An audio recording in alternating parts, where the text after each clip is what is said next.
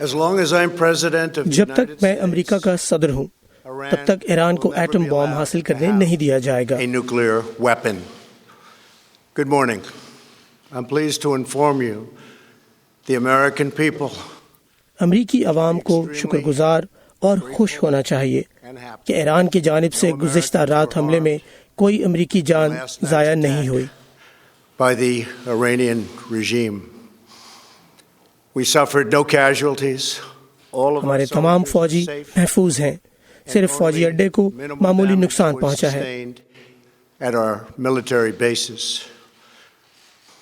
As we continue to evaluate options in response to Iranian हम ईरानी जारहत का मुसलसल जायजा ले रहे हैं और ईरान पर फौरन मजीद कई माली पाबंदियां आयद कर रहे हैं जो ईरान का रवैया तब्दील होने तक नाफिज रहेंगी।